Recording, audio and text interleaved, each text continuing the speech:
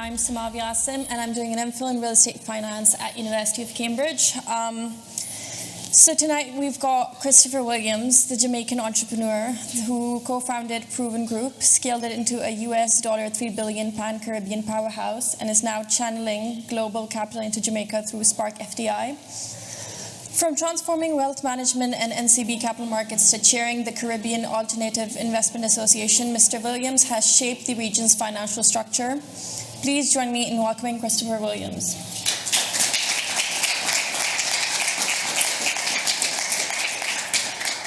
So, Chris, we're honored to have you here at Cambridge. But before we dive into the questions, is there something you want to share with the audience here? Yes, thank you. And thank you all. This is a special opportunity for me. Firstly, I haven't been to London in about 10 years. So, getting the opportunity to come back to London and to experience the energy of London has been really amazing for me. And then secondly, I've never been to Cambridge, and to come here and see pedestrian only driveways and walkways, and just how quaint it is. It's been really a bucket list opportunity. So thank you all for inviting me, and let's have some fun tonight and get to know each other. The main reason I jumped at this is, and we were discussing it before, is that the wealth creation opportunities in the world today stem from inefficiencies. And if you take a look at the evolution of big businesses globally, it all leads back to an idea. But that idea is solving an efficiency problem. So really what you want to do is you want to find inefficiency so that you can find that idea that solves the efficiency problem, right? And coming from two different, societies and two different backgrounds, it gives us, you and I, an opportunity to stare through different lenses.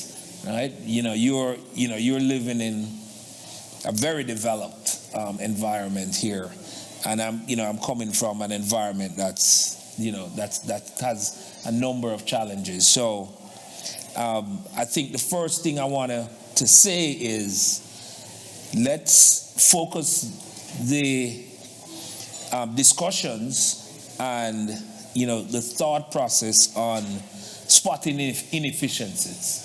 Inefficiencies is what we love. That's how we get to create wealth and make money.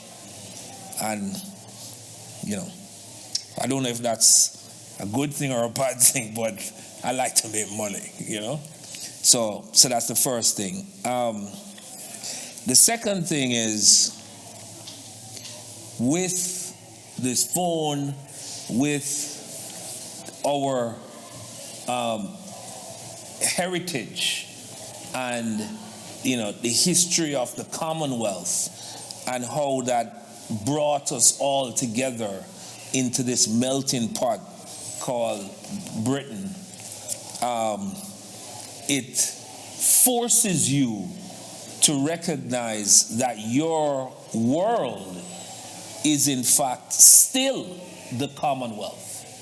Your world is not just Bedford or Brixton or Birmingham or Cambridge or London. Your world is India, is Canada, is Jamaica, is Dominica. We were brought together centuries ago, and we're still together. We're still, linked because of, as I said, because of heritage and because of culture. We still, drink the same tea. We still say toilet. So we, the cultures brought us together, and so in your, studies and in your personal evolutions, you have to read wider than just what's in front of you. You have to recognize that you have a beautiful opportunity to widen your comfort zone. India is your comfort zone. Sri Lanka, Pakistan, all of us, the Caribbean come right around. So when we're having discussions, I want you to ensure that you know what's going on in your commonwealth. Stay with it. Don't just lock yourself into career opportunities, business opportunities right here in front of you. All right? And what that means is, don't be afraid of, the big bad world. It's not that, it's not that big. It's now very small. You land here and within 20 minutes you're comfortable. Because we have a bond. So you're gonna find a connection, and you're going to be able to work that connection. So don't be afraid. You know the world. Certainly know the Commonwealth. We, being on that side of the the world, we also dovetail into the United States because we're right beside them in Jamaica. But we, and because we're, especially, you're also on an island here in Britain. We're on an island, so we recognize that we have to loop in more than just us. So be world citizens and find the inefficiencies in the world. Don't just find the inefficiencies in Cambridge or in Brixton or in Bedford or in Birmingham. Find the inefficiencies in the world. Now, where the environment that I'm coming from, and I'm kind of forcing you to look in that direction, in the Caribbean, we are seeing a great evolution, and that evolution continues to be supported by the tropical climate. It's still the beaches and the beauty, but it continues to throw up inefficiencies that you can exploit, and that's what I've done in my career, and that's what I am intending to do even more of, over the next few years, and I'm encouraging you to consider that. I mean, obviously there are other areas that you can look at, but I'm zoning in on the Caribbean and the fact that we still have great development opportunities. We're talking about, government relations and regulatory efficiency in terms of the setting up business, renewing your car disc, getting a license. So that's that. And then there's still getting more, activities for tourists, giving them different options, giving them varying accommodations. So there's still inefficiencies. And so I'm saying, look for inefficiencies globally. And I'm just giving you a hint that, where I'm from and where, a lot of you are also from, just based on your heritage, the Caribbean, I can tell you, that's a nice, ripe, open space. So consider it. we've done well from there. We're still right there in Kingston. We're still, living the dream. 5 minutes from the beach, 24/7 sunshine, etc. And we still have opportunities. So that's what I want to open with. I want you to understand and appreciate that we're world-class citizens, and so I expect you to dominate the world. Don't just dominate Britain. All right? All right. So I believe you found an inefficiency in Caribbean, and you made that into one of the most influential platforms and redefined what regional private equity could do. But before Proven, before NCB, before Wall Street, what parts of your childhood shaped the values and ambitions that still guide your decisions today? Yeah. Attitude. I think that, we kind of, I don't know where it comes from, but Jamaicans kind of feel like we run the world. We have this chip, and it kind of is you're brainwashed into it. When you're growing up, and your parents and grandparents are telling you, we're the fastest, we're the best, Babale, so you kind of get that attitude, and I just believed in it, and single parent household, grew up with my mother and my grandmother. Father wasn't around, so they kind of oversold your competence, in an effort to try and get you to compete and make something of yourself. So they're I tell them all the time, they're the best psychologists on the planet. They if you trip, they're like, yeah, you trip because you're moving too fast. You're fast. You're a sprinter. And when you go to school and you line up in the race, you come last. And they're like, yeah, well, sprinting is not your thing. You're a long jumper.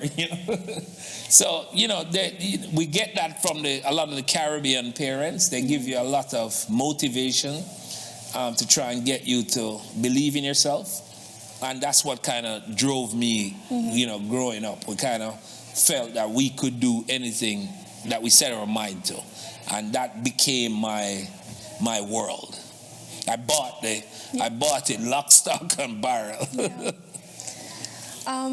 Another question is, so you stepped back from the day-to-day operations in Proven in January 2025, but remain a key figure at the board level and as a major shareholder.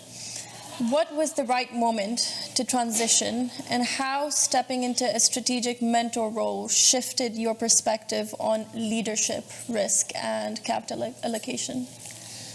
Boring as hell. That's how I would describe it. The organizations go through different phases, and I like spotting the gaps, spotting the inefficiencies, and trying to nail them. And we're 15 years in. I opened the bank account, for Proven. I literally went to the bank and signed the documents to open the bank account and put the first check in there. So to see it now at $3 billion US, it's a different company. You know what I'm saying? I bought the domain, weareproven.com on GoDaddy. You know, so when it now get to the stage where you see billboards all around the Caribbean with "We Are Proven," and, you gets a little, it's a different animal. Yeah. And I don't like that animal. That animal is good and it's, you know, it's making money and it's thing, but that's not jumping, you know, that's not getting me out of bed and getting me pumped. I like to build the animal. So when the animal is built and so on, you know, I leave it and, you know, somebody, you know, else takes the baton. So I think that's where we got to. You know, when I look back to, you know, 15 years ago when we started, you know, it was non-stop excitement because there was no private equity ecosystem in the Caribbean. If you wanted to get a dream financed, you had to go to a commercial bank. You know, you had to get a bank loan. That's the only way to get a business model established. So that was exciting because, you know, you're helping, you know, getting dreams off the table and setting up REITs and, you know, property funds and PE funds and so on. So that was a great time. And so that, you know, that has gone into a massive organization, committee meetings, board meetings, all that. Boring as hell. I don't really like it. So I kind of step back and leave it, you know, with someone else. And, you know, so I'm back on the street trying to find the next inefficiency. That's what we do, right? So we're spotting the next inefficiency and we're being global citizens. So we're coming to Britain, hanging out with you guys, chit-chatting, seeing if you have an inefficiency or if you spot an inefficiency by me and we get something done. I love that. Yeah, you know? That's lovely. So moving more towards the PE and alternative investments areas, the company has delivered consistent returns in a relatively illiquid, volatile Caribbean market. How do you determine the appropriate illiquidity premium when valuing PE deals in the Caribbean and where exit markets are supposedly thin and public comparables are very limited?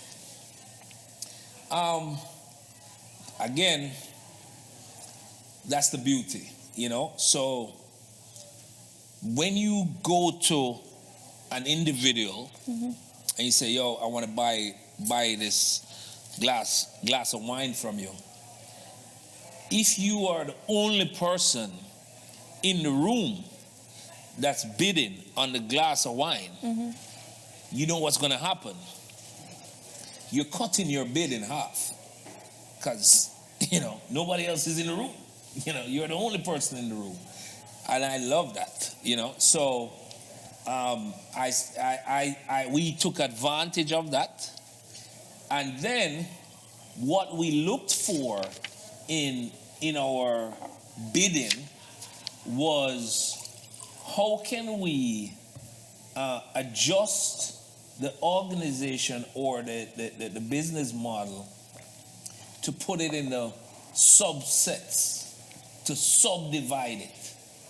And the reason you're doing that is you now want to ensure that when you're exiting, the room is packed. So when you put it in the subsets, you get more interest. So you bring it down into, you know, digestible bites. And, you know, when it's in digestible bites, more people become interested. So, for example, we would buy a business and we would list it on one of the exchanges and then exit on the exchange to much smaller investors. So so we exited a few of our businesses like that. We bought it, you know, as a block, and then we listed it and sold our stake in small chunks over time. So, you know, so you have that in the back of your mind, because before you go in, you have to know how you're going to come out. Yeah. You know what I'm saying? So we always try and figure out how we're going to come out. And that's how we ended up more in the real estate space, because the real estate demand is very strong, because, you know, the top landlord in the Caribbean are the hoteliers. You know, they've made a massive living out of, painting the buildings, giving you, great, beds, great bathrooms, complimentary toiletries, free drinks, and free food, and charge you a hell of a rent for the bed, for the room, and call it a hotel, So we kind of followed that angle and went into real estate because we knew, people wanted to get that return, and so you could exit real estate a lot easier. So we put a good percentage of our portfolio down that line. In terms of private equity, we tried to get businesses that we thought could list and we could exit on exchanges. So that's critical. When you come in and you're looking at PE deals, you want to go into a room that you're the only person in the room so you can get a great price, and then you want to figure out if the room has a back door that that you can put instead of trying to push all these chairs at one time through, you push them through one at a time, and you exit that way. So you get a better price going out. So that's how we we still look at the Caribbean in that way. And when it comes to foreign direct investment in the Caribbean, again, tied to political cycles, how does Spark FDI insulate long-term capital flows in this volatility and maintain investor confidence? Right. So the global geopolitical challenges have helped us, because it's not so much that the Caribbean has improved in its own geopolitical management, but it's that the emerged economies have stepped a couple steps back, between the US, between Britain, between Canada. It's all kind of drama on the geopolitical front, and so people are saying, well, I guess the Caribbean is not that bad. We're changing governments a lot less frequently as you, and a lot more simpler, than you guys. So, and our politicians are not as, front and center. They're not on the front page every day, driving, different decisions down your throat. So because of that, we've been able to deliver a risk metric that is more accommodating to the emerged economies because of the challenges that you have faced on your side. So that has helped. So as a result, it's a good time to present the Caribbean as an investment opportunity to capital in Britain. Because you're saying, well, we're just as much of a basket case as you guys are in Jamaica or in Cayman or in fact you guys are way more stable than us. So you've had the same prime minister for 10 years, and your policies are becoming a lot more consistent and predictable. So we're prepared to accept that. So that's been the big change. So the change is more on your side than on our side. So that's especially if you talk about if you talk to the diaspora in the U.S., they're lining up to have a conversation with you because they don't know, they don't even know if they're going to be a citizen, in the next 3 years, So they want to talk to us in the Caribbean to say, listen, let me buy a house just in case, I may have to come live there, and so on. So it's not, so the FDI conversation has been driven largely by the geopolitical changes here. And so we've just taken advantage of it. We've just said, let me jump on a plane and come to Britain now because the diaspora is getting a little antsy and they're looking for opportunities, and so it's a great time.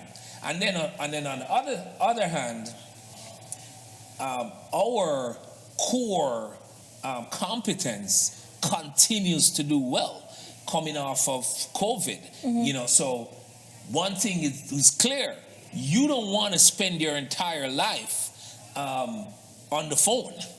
So after you did that for 2 years with COVID, the last thing you want to do is not have a Caribbean holiday. So that's that prioritization has changed. So no matter what the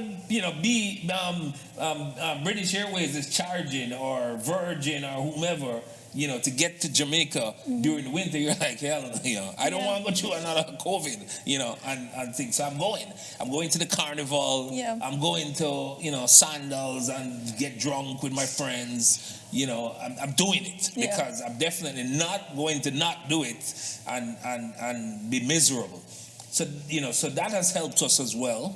And then, your winters, so, and then, at the end of the day, climate change continues to happen, and so your winters are brutal, and so again we pop up, and so so you as a result, the Caribbean is popping up on your radar as a destination for capital. So instead of having to go to Jamaica and pay Sandals, millions of dollars every winter, let me just buy an Airbnb. Let me stay there. When I'm not there, I rent it out. It becomes a win-win. So I earn from it at least to pay for my vacation, once a year. So it's just been coming together nicely for us, all the variables. So as a result of that, I jumped on it and said, hey, there's an inefficiency. Because, remember, that's what I'm spending my entire day doing. I'm just always looking for inefficiencies. I'm like, hell, I'm jumping on a flight. I'm going to Britain and talk to these guys in Cambridge because, hey, they definitely want to come to Jamaica. So, so that's where we are. We're global citizens. So my fundamental principles of investing remains the same. I'm a global citizen. I'm looking for inefficiencies, and I'm delivering an efficiency solution to whomever, So when it comes to real estate, especially the housing in Jamaica, you've said that that's one of the biggest investment opportunities. What kind of capital structure, equity, or concessional debt can realistically close the affordability gap that exists within the Caribbean without relying on the unsustainable government subsidies that exist? Right. Well, you did well with these questions. She's good. You know what? I don't know if the solution is going to come through reducing the carrying cost of the purchase. So you have two choices. One is reducing the cost of the purchase, which is going to can come through improvements in construction methodology so that the house can be cheaper, which is not happening at any fast pace. So that don't look like the solution. So the alternative is giving them 60 years to pay for it, and therefore the carrying cost of the purchase is manageable. And so they can, over 2 or 3 generations, they can pay for this house. Which is what you kind of hinted at with the government, because the government provides that financing subsidy. I don't think we're going to be able to get around it. I think you're going to have to look at it as a social benefit, and especially within the context that the Jamaicans, we call the Jamaicans. I know 90% of black people in Britain say they're Jamaicans, but we say Jamaicans as people that are living, Jamaicans that are living in Jamaica. And they're being squeezed into smaller and smaller plots of land because of tourists, people come in for the beach, and then the beach starts to come back because, more and more tourists are coming and so on. So I think we're going to have to just get the tourists to, pay for that subsidy, and you use that subsidy to get the housing because it's not, we can't solve it with lower construction costs, and we're not going to get, the banker to provide a financing structure, out of their own, goodwill. The government is going to have to provide a subsidy. So I don't see, it's called the NHT. I don't see them coming out of the equation anytime now. So we're going to have to use them, and that's fine. Yeah. That's fine. I mean, at the end of the day, you have that in various aspects of all societies, whether it's in healthcare or in education. In our case, it's going to have, and even in Britain, you have it in housing as well, So, we're going to have to stick with that for now, yeah. So, the tourists, you guys are going to have to pay for it. Yeah. So apart from housing, what about climate risk, which is rising? How do you factor that into resilience and investments, into underwriting and hurdle rates? Has this materially shifted how you evaluate real estate and infrastructure deals? Yeah, it has, because before you saw real estate and infrastructure deals as infinite. The timeline is 50 years. After you go through a few of these hurricanes over the last 10 years, and you see massive properties flattened, you're like, damn, these things are serious. These things actually will bring down a building. So you have to put timelines now on it. And unfortunately, where we are now is that every year somebody's going to get hit. Is not, whether or not a hurricane is going to happen. It's no, yes, a hurricane is going to happen. It's just whether or not it's going to hit Jamaica, or if it's going to hit Dom Rep, or it's going to hit Haiti, or if it's going to hit Cuba. So your own regional expansion in terms of real estate, you have to almost stop diversifying, because the diversification is really meaning you're going to get hit somewhere. Because if you're everywhere and somebody's going to get hit every year, it means you're going to get hit every year in a different aisle. So even, sandals, as an example, they're having to relook at, going everywhere, because they're getting hit every year. It's a big problem, and of course, you can't build a hotel in a safe hurricane zone, because the safe hurricane zones are not near the beach. They're up in the hills and hidden between two mountains, and so no tourists want to go there. So where you put the hotel is right in smack in the middle of where the path is, so it's a big issue. So your payback has to be tighter.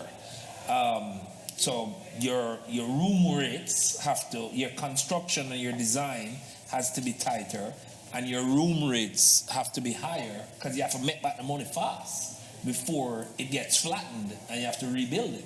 And forget about insurance, because the insurance guys are onto this as well. They're like, hell no, am I taking that risk from you, because I know what that I'm gonna get hit for sure somewhere every year. So they're already pricing that in.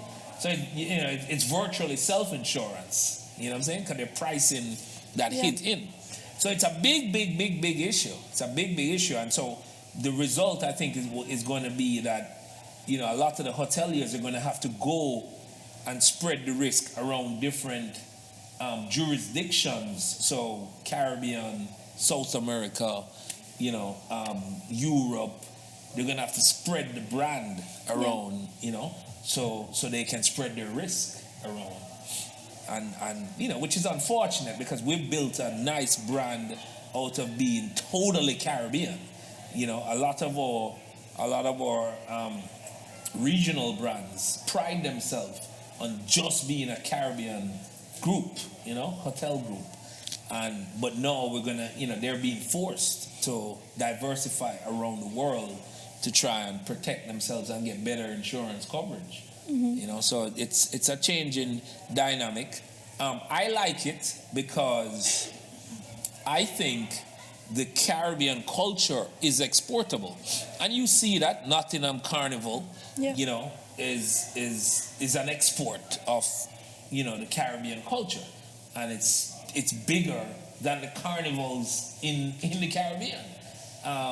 So I think our hoteliers have sold themselves short. I think that they should export the culture and set themselves up, in Malta and and so on, so that they can benefit from different experiences with the same brand. So I don't think it's gonna hurt, but I know they're upset. I know it's hit them hard. Inefficiency, opportunity. So me personally, as a real estate investor, I'm trying to encourage them to say, yeah, let's go set up, a sandals in Europe, one of the islands, quick, because I know the Europeans are going to jump at it, shorter flight, better pricing, and you still have the, what do they call it again? I haven't done it in a while. They, where you have the stick, and you kind of dance under the stick. Huh? Limbo. Limbo. Yeah. Limbo. I haven't done it in a while. yeah. Where you kind of, so, yeah.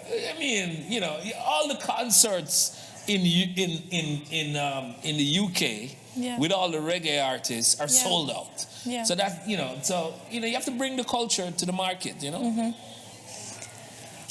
When it comes to banking, Proven Bank Cayman serves both the domestic and offshore clients.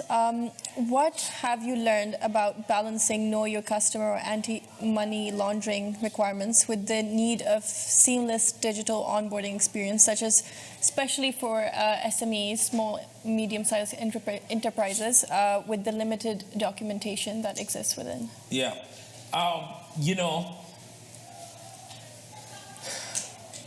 The Cayman is obviously built itself on financial services. So it's not one of the Caribbean islands that have built itself on tourism. It has a strong tourism, but not as strong as the other islands, Jamaica and Dom Rep and so on. It's built itself on financial services, and we've taken advantage of that. So we have a lot of offshore accounts, and so the banking of the SMEs in Cayman has not been a primary focus. We do it, and we're open to doing it, but making life easy for them hasn't been achieved yet. Okay. It's a problem. But because the big accounts are fine with it, and they'll spend the time to address the AML challenges, we're fine. So they'll go through it, and then they'll drop 20 million, 30 million in their account. So it's worth it for us, and it's worth it for them. So we haven't been able to solve it for the SMEs in Cayman. So I know they're going through hell. Yeah. They're going through hell, and it's unfortunate because obviously the regulators there have to be extremely protective and strict because it's bigger than just a local banking industry. Yeah. It's an entire GDP, provider. So they don't want not even one account to be, questioned. Yeah. And so we haven't been able to solve it. It's hell for Caymanians to open an account. But it's a great market because the FDI, the capital flows from Britain into these islands is massive. It's massive, and so it's worth it for us to go through the stress, and it's worth it for the organizations in Britain because they need to have their Cayman accounts, for tax efficiency and so on. Yeah. So we don't have a solution, but we're still working with SEMA. That's the regulator. Yeah. Professional football leagues can quickly become cash drains. What key performance indicators or commercial strategies do you usually demonstrate that Professional Football Jamaica Limited can deliver investor returns, not just community value? Right. You did well, I must tell you. You're good. You're good. So I'm the chairman of the Jamaica Premier League, and the dilemma to which she refers is, do you see it as a business or do you see it as a social intervention program? It started out as a social intervention program, right? A lot like football here in Britain, and we can't maintain it at the level that it needs to be through social intervention. We just don't have enough donations for that. It now has to be commercialized. And that's why I was brought on about 5 years ago. And so the only solution to it, and I'm sure you know as well, is television. Because television drives multiple eyeballs, and multiple eyeballs still attract advertising. So as much as advertising is shrinking because of the proliferation of streaming platforms and media content consumption methods, it still is massive. So that's the solution. The solution is make it the carnival of football. Make it, drums, flags, dancehall music, Vibes Cartel, Russian, all the artists, and turn it into a party, and everybody watches it, and then get all the alcohol purveyors to sponsor it. So no, we learned. I actually was trained by UEFA when I became chairman. UEFA trained me because UEFA is the dance of football marketing. Between the EPL, La Liga, Bundesliga, Champions League, global, it's just off the charts. So they said the same thing. That's just dovetail to the culture. Because the culture is, you obviously can't dovetail to the football because we don't have the best footballers in the world, but we have culture. So dovetail to the culture, bring in the culture as much as possible, make it a television product, get it out there, tack on all the rum, beer, every cannabis, everything. Just stack on everybody to it and just see what you can get out of it. And use that money to pay the players and, fund their nutrition and so on. So that's what I'm doing, So we're actually in the middle of playoffs. My quarterfinal was last night, in Jamaica, and then which ended in like 3 red cards, bottle throwing, true Jamaica drama. So complete chaos. Referees having to leave the field. Being threatened. Beautiful. So I was on the phone. At 3:00 this morning, getting briefed by my CEO. So yeah, we have to. I mean, the good thing is Jamaicans love football and they love sports, so it's packed. So we get in the crowds, and then the diaspora loves drama. So everybody in Britain is logging on to YouTube, watching all of it. Can you believe? Yeah. It ended up in a fight. Yeah. 1,000 comments. So it sells. All my sponsors are blowing up my phone, and they're like, "What the hell?" And I'm just like laughing because this is exactly what they want anyway. But they're complaining that their brand is in the middle of this, excitement and thing, and I'm like, yeah, this is what you're paying for, But I'm blessed because football is such a popular sport. Yeah. So I don't see it as a tough job. Because it could be tennis or golf or no there's nothing you could do. Yeah. There's nothing you could do to get Jamaicans to go to a tennis game, But football, they're gonna go. Track and field, obviously, they're gonna go.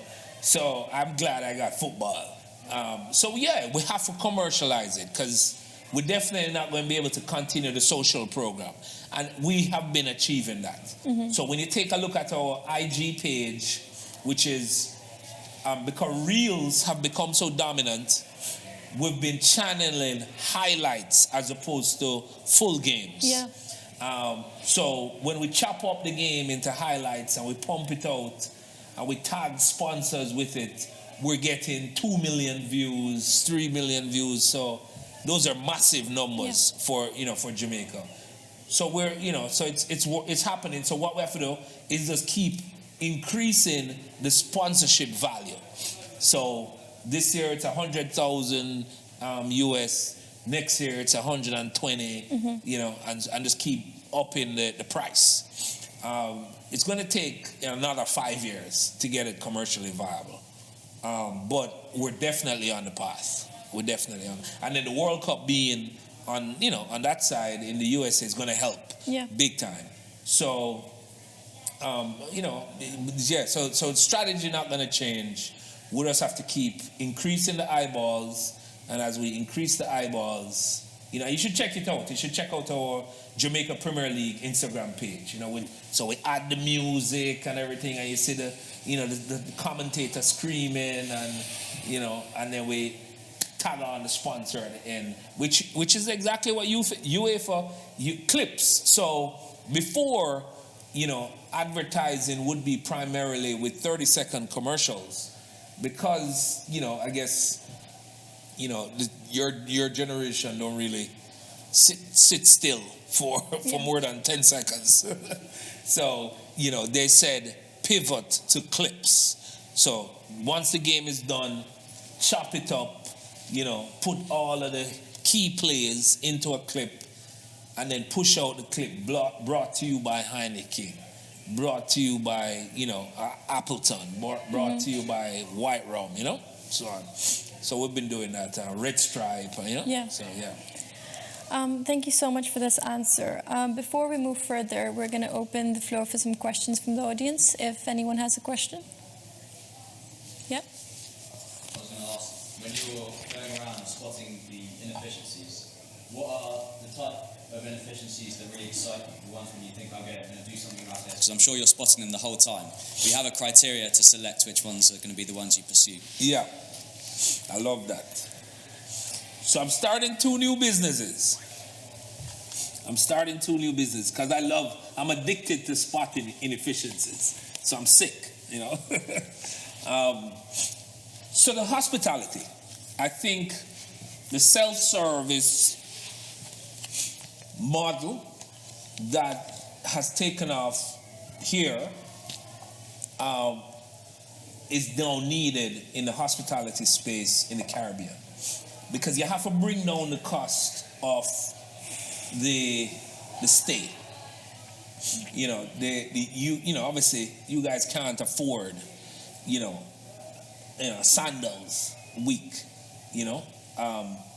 so, and frankly, you don't need it. You don't need all the bells and whistles, because, you get an igloo, you go to the grab and go, get some ice, get some rum, you go to the beach, you're good, you go to KFC or Burger King, get your lunch. You don't need, a fancy restaurant at the hotel.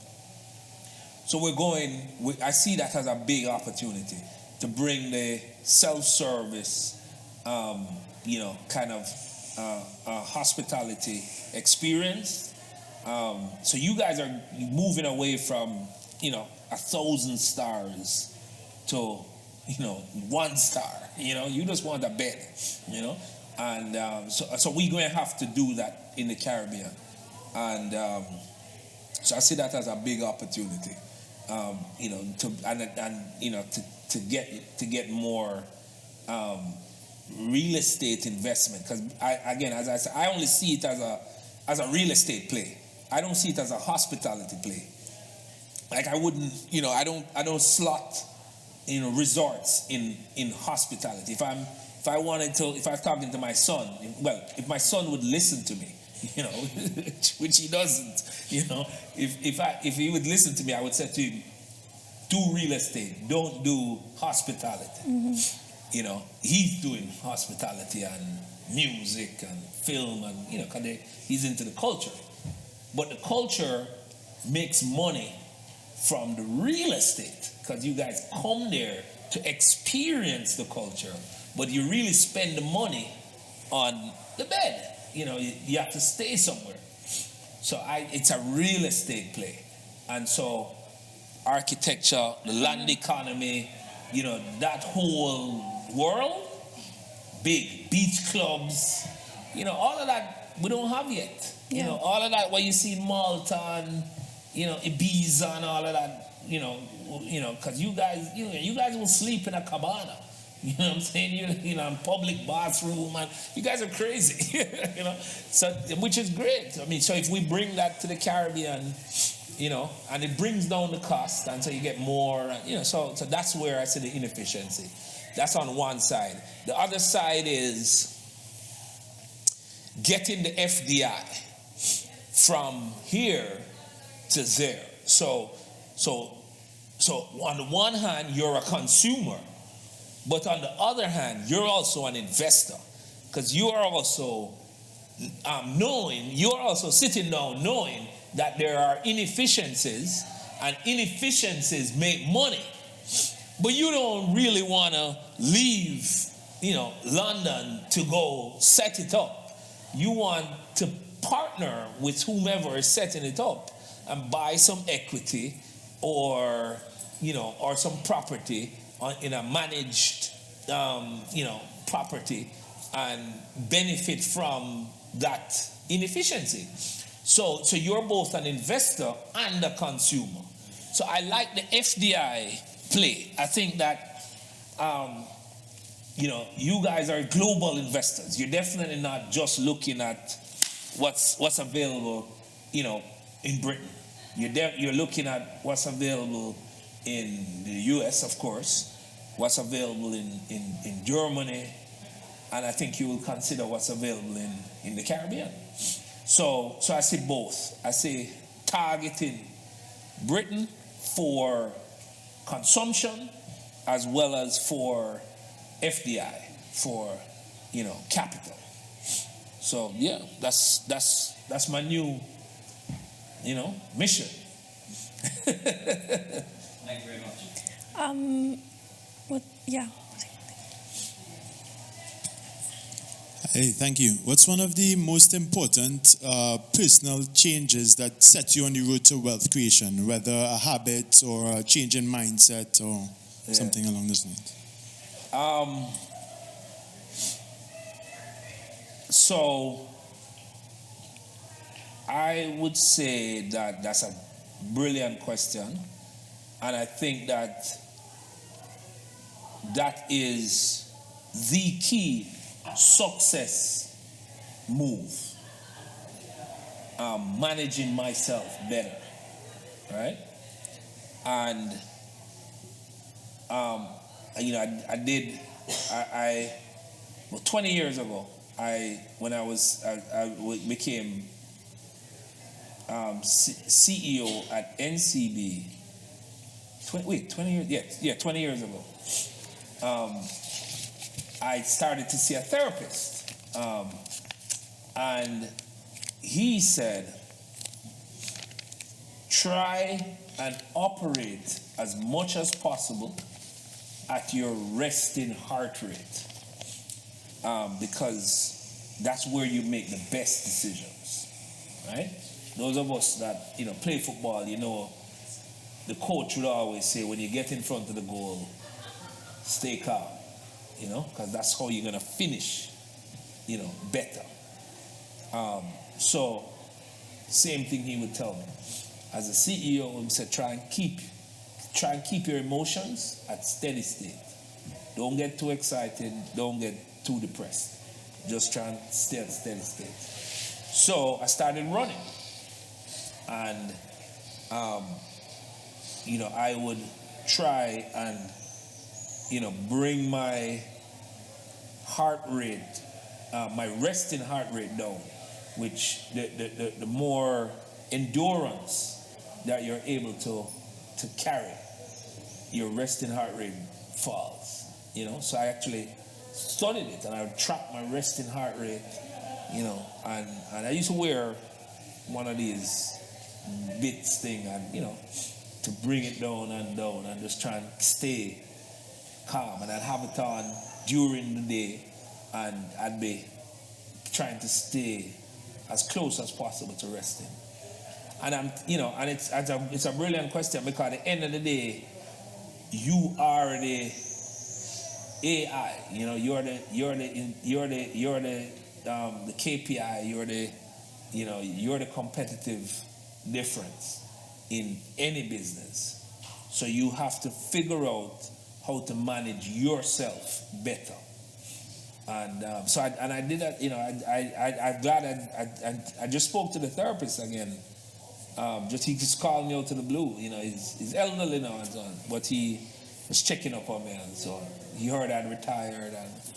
But yeah, that was the best decision to just bring, and it required some lifestyle changes. As I said, started running, started eating better, started sleeping. Just change.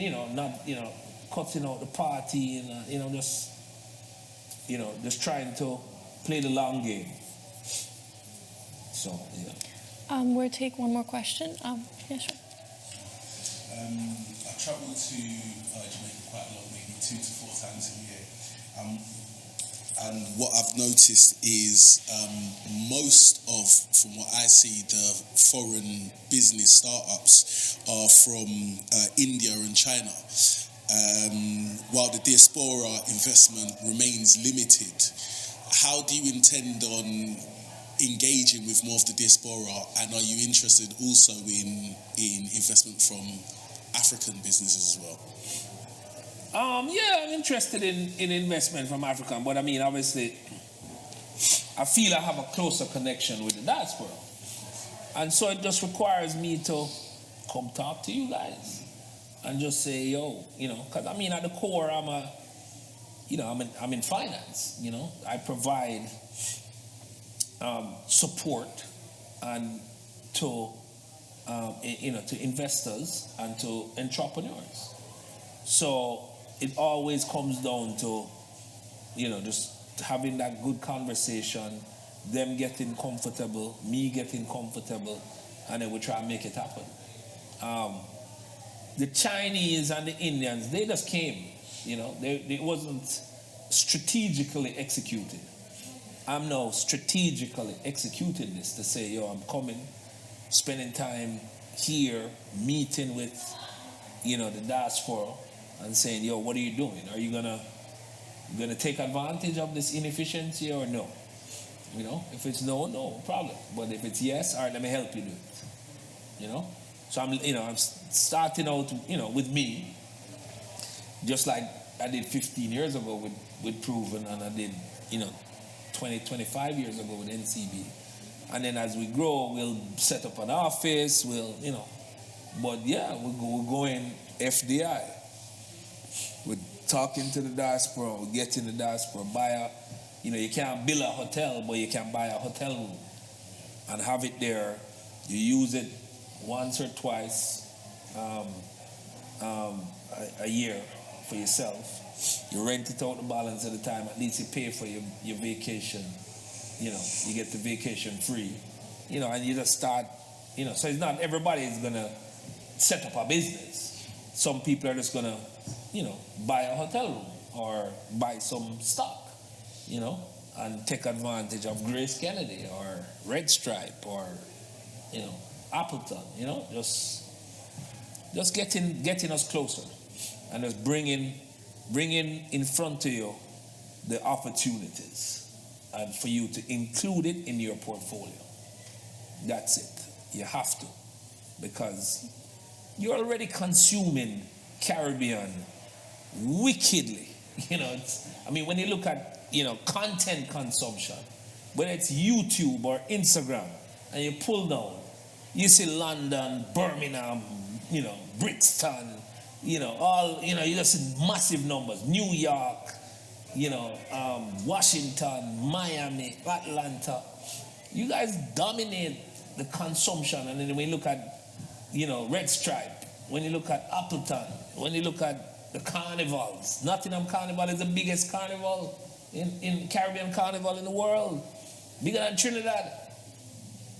So it's massive, you know. So you guys are, you know, the consumption of the culture, you guys have taken it over.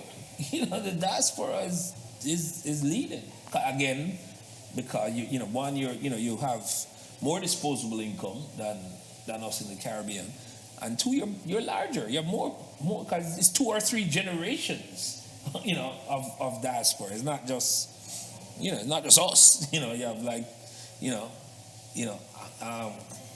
third cousin. And you talk to the third cousin and they've never been to Jamaica. They're like, yo, I'm Jamaican.